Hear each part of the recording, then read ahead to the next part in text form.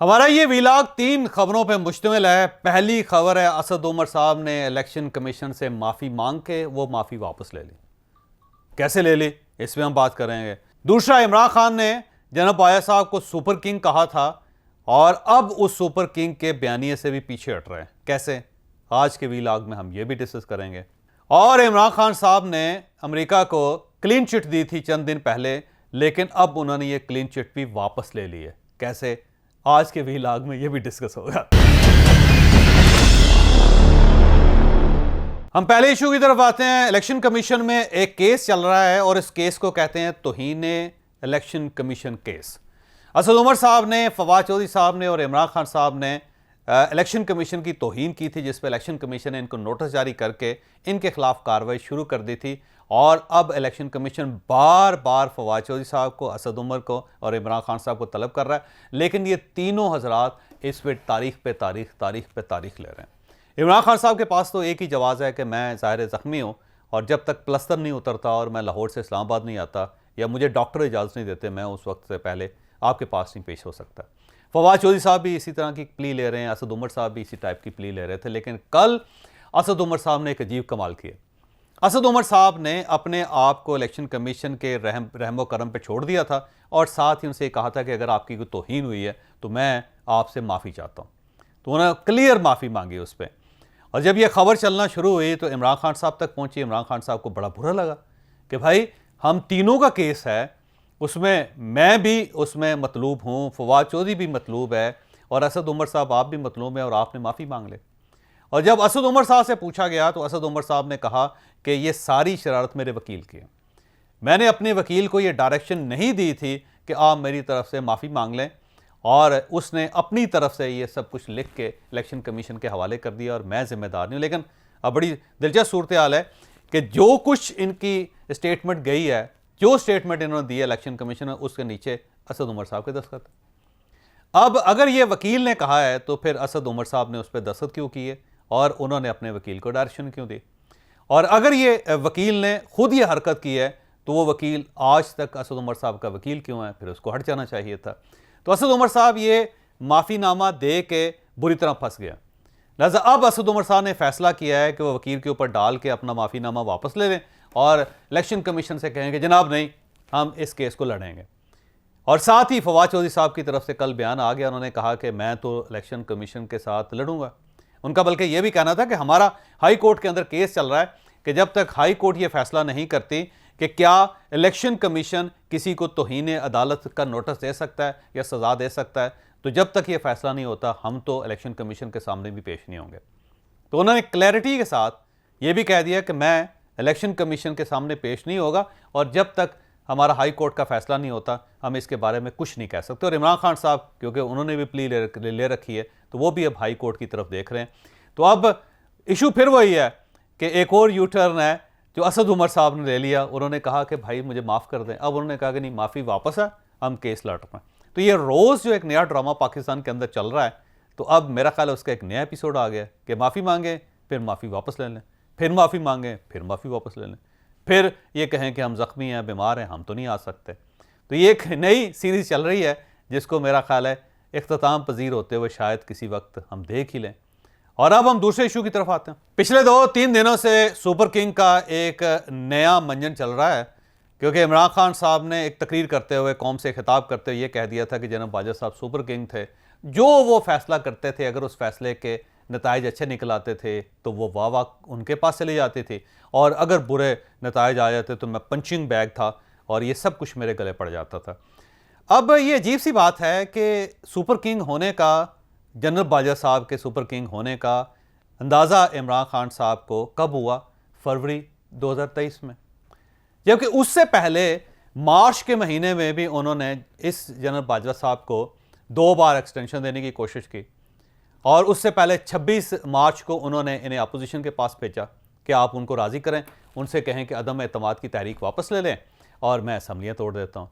और उसके बाद भी ये जनरल बाजवा साहब के साथ राब्ते में रहे। फिर इन्होंने जनरल बाजवा साहब से 2 मीटिंग भी की अमान सदर में।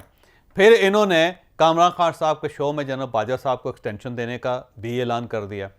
फिर इन्होंने एक सेकंड टियर मुज़ाकरात भी शुरू कर दिए जिसके अंदर ये फार्मूला तय हुआ कि जनरल बाजवा साहब को 8 महीने और एक्सटेंशन दे देते हैं। उसमें भी इमरान खान साहब मौजूद थे, वो सारी पिक्चर में मौजूद थे।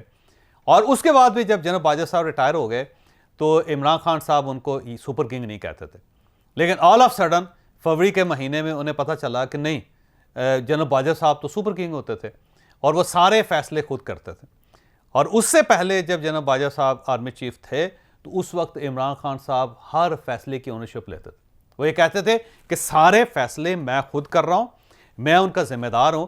और आर्मी चीफ ने तो हमारी बड़ी सपोर्ट की, उन्होंने तो हमारी बड़ी मदद की। बल्कि 18 क्लिप्स ऐसे मौजूद हैं सोशल मीडिया पे जिसमें वो जनरल बाजवा साहब को जमहूरियत पसंद भी करार दे रहे हैं, उनको ये भी कह रहे हैं कि हम एक पेज पे हैं, और ये भी कह रहे हैं कि ये जो जनरल हैं ये जनरल ज़ियाउल हक से मुख्तलिफ हैं, जनरल मुशर्रफ से मुख्तलिफ हैं। और ये भी कह रहे हैं कि इन्होंने फॉरेन अफेयर्स में भी हमारी मदद की थी। और इसके अलावा ये भी सूरत बड़ी दिलचस्प है कि जब भी आपको पैसे चाहिए होते थे तो आप आर्मी चीफ को कभी सऊदी अरेबिया भेज जाते थे, कभी आप कतर भिजवा देते थे, कभी आप यूएई भिजवा देते थे, बल्कि आप एलएनजी के सौदे के लिए भी हमेशा उनकी तरफ देखते थे। फिर आप रशिया के साथ जो मुज़ाकरात कर रहे थे उसमें भी उनको देखते थे, जो अमेरिका की तरफ मुज़ाकरात कर रहे थे उसमें भी। बल्कि सऊदी अरब से अगर आपने न्यूयॉर्क जाने के लिए जहाज़ भी आपको चाहिए होता था तो आप जनरल बाजवा साहब से कहते थे। सेम इसमें चाइना के अंदर जो कुछ हो रहा था या चाइना में जो डिप्लोमेसी आपकी नाकाम हो रही थी वहाँ पे भी आप फौज को इस्तेमाल करते थे। तो उस वक्त ये सुपर किंग नहीं थे, उस वक्त ज़ाहिर है वो आपकी मदद कर रहे थे। और ऑल ऑफ सडन आपको महसूस हुआ कि नहीं, ये तो ठीक नहीं थे। और हुआ भी उस वक्त जब ये भी फारग हो चुके हैं, आप भी फारग हो चुके हैं। तो अब अमूमन फवाद चौधरी साहब ये कहते हैं कि जो मौका जंग के बाद याद आए उसे अपने मुंह पे मार लेना चाहिए। तो मेरा ख्याल ये है कि ये वो मौका है जो आपको दूसरों को नहीं मारना चाहिए, अपने मुंह पे मार लेना चाहिए कि इतनी ताख़ीर के बाद आपको पता चला कि आपके साथ हाथ होता रहा। तो ये अजीब सी बात है जिसको मुझे समझ नहीं आ रही कि क्या मंतक है ये, और इस मंतक पे क्या बात की जाए। लिहाजा हम तीसरे इशू की तरफ आते हैं। इमरान खान साहब वाकई हजरत हैं जी, सही मैं आपको बताऊँ, एक ऐसे हजरत हैं कि जो हर 15 मिनट बाद अपना पूरा नैरेटिव चेंज कर लेते हैं। लेकिन इनको बहरहाल दाद देनी पड़ेगी कि जब भी ये नया नैरेटिव देते हैं पूरी कन्विक्शन के साथ देते हैं। ऐसे महसूस होता है कि ये एक नया बच्चा है जो अभी पैदा हुआ है और इसका पिछले बच्चे के साथ कोई ताल्लुक नहीं है, और पिछले बच्चे को कहते दफन करते हैं बेशक, और उसको उठा के फेंक दें। और इनका ख्याल ये होता है कि जो सुन रहे हैं लोग या देख रहे हैं लोग, उन सब की याददाश्त से भी ये महव हो जाएगा। और जो इनके चाहने वाले वो करते भी अमूमन यही हैं कि जो इमरान खान साहब कह देते हैं फौरी तौर पर उसके ऊपर ईमान ले आते हैं। और उसके बाद जब इमरान खान साहब यू टर्न लेते हैं तो सुनने वाले देखने वाले कहते हैं कि हो सकता है यार ये सही हो, ये वाला मौक़िफ़ ठीक है, पुराना छोड़ दें, उसको अरेज कर दें, उसको डिलीट कर दें। तो वो जो डिलीट करने वाला ऑप्शन है वो फौरी तौर पर लोग उसको इस्तेमाल करके नए ऑप्शन की तरफ चले जाते हैं। अब जो नया बयानी है इमरान खान साहब का, उसका बयानी का ताल्लुक अमेरिका के साथ है। आपको याद होगा कि एक साइफर लहराया था इमरान खान साहब ने, उसमें उन्होंने कहा था ये साजिश आई है अमेरिका से। उसके बाद 2 मरतबा नेशनल सिक्योरिटी कमेटी की मीटिंग हुई, उसके अंदर भी वो साइफर डिस्कस किया गया। और फिर आपको याद होगा कि उस साइफर की बुनियाद पे इमरान खान साहब ने नेशनल असम्बली तोड़ दी थी। फवाद चौधरी साहब ने वज़ीर कानून की हैसियत से खड़े होकर ये कहा था क्योंकि ये साजिश हुई है पाकिस्तान के ख़िलाफ़, लिहाजा हम असम्बलियाँ तोड़ने की सिफारिश करते हैं। और उसके बाद कासिम सूरी साहब जो सो डिप्टी स्पीकर थे, उन्होंने असम्बली तोड़ने का ऐलान कर दिया और सदर साहब ने फौरी तौर पर उसमें नोटिफिकेशन जारी कर दिया। और उसके बाद ये इशू सुप्रीम कोर्ट चला गया। सुप्रीम कोर्ट के अंदर बड़ी हेयरिंग होती रही और वहाँ पे सुप्रीम कोर्ट ऑफ पाकिस्तान ने फैसला कर लिया और उसके बाद फिर पार्लियामेंट बहाल हो गई। बहाल होने के बाद गवर्नमेंट बन गई नहीं, ये सब कुछ आपको याद होगा।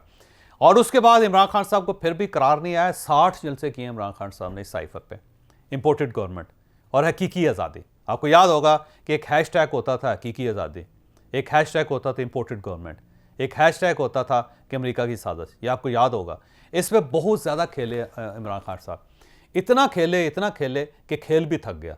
तो 60 जलसे किए इमरान खान साहब ने इस इशू पे। और फिर ऑल ऑफ सडन उनको पता चला कि नहीं, अमेरिका तो मासूम है, उसने तो ऐसी साजिश की ही नहीं थी।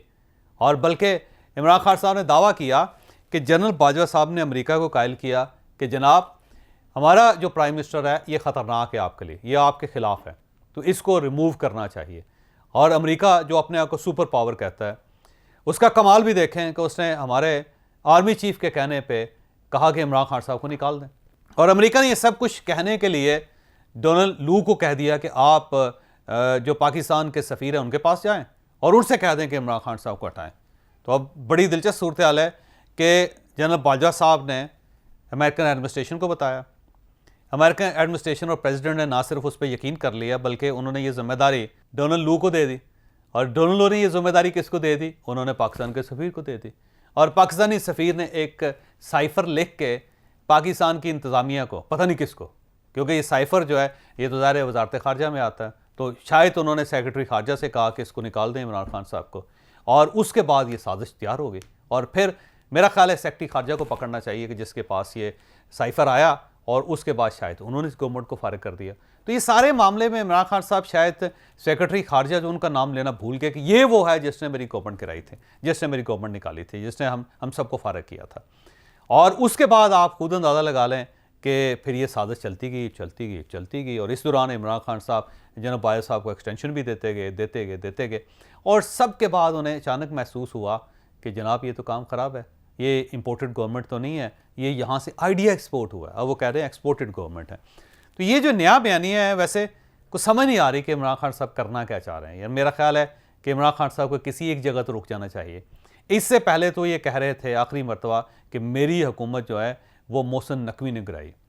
तो अब इसका मतलब मोहसिन नकवी साहब ने नहीं गिराई, आसिफ अली जरदारी साहब ने गिराई, MKM ने नहीं गिराई। फिर उससे पीछे चले जाएं, वो जो 22 MNAs इनकी पार्टी के जो इनहराफ कर गए थे इनके साथ, उन्होंने भी नहीं गिराई। और फिर उससे पीछे चलते जाएं। तो इसका मतलब ये है उन सब ने नहीं गिराई, सब मासूम है। और अब ये जिम्मेदारी सिर्फ और सिर्फ जनरल बाजवा साहब पे। तो इमरान खान साहब ने एक नया पंडोरा बॉक्स खोला और उसके बाद फिर उन्होंने ये एक नया काम शुरू हो गया कि ज़ाहिर अब इंपोर्टेड गवर्नमेंट नहीं है। तो फिर उन्हें अचानक महसूस हुआ कि यार ये जो इंपोर्टेड और साइफ़र का इशू है इसको डाई डाउन नहीं करना चाहिए। अगर हम इससे पीछे हट के तो हो सकता है कि मेरे सोचने वाले, सुनने वाले, देखने वाले शायद किसी जगह ये महसूस ना कर लें कि लीडर ने एक बहुत बड़ी गलती कर दी है, या लीडर हमारे साथ ब्लफ कर रहा है, या लीडर हमारे साथ झूठ बोल रहा है। तो उन्होंने अपने लोगों से कहा है कि आप साइफ़र और इंपोर्टेड गवर्नमेंट का बयानिया जारी रखें। तो अब जो नई सूरत हाल है कि इमरान खान साहब ने एक बयानिया दिया, लेकिन साथ ही उन्होंने अपने साथियों से कह दिया कि भाई इस बयानिया को वापस लें और अब भी इंपोर्टेड गवर्नमेंट कहना है। तो आप देख लीजिए कि PTI के तमाम जो लीडर्स हैं जब मुख्तलिफ टेलीविज़न शोज़ में जाते हैं, वो आज भी इस गवर्नमेंट को इंपोर्टेड गवर्नमेंट कह रहे हैं। तो अब इमरान खान साहब ने वो गेंद जो आगे फेंकी थी अब उन्होंने वापस भी ले लिए।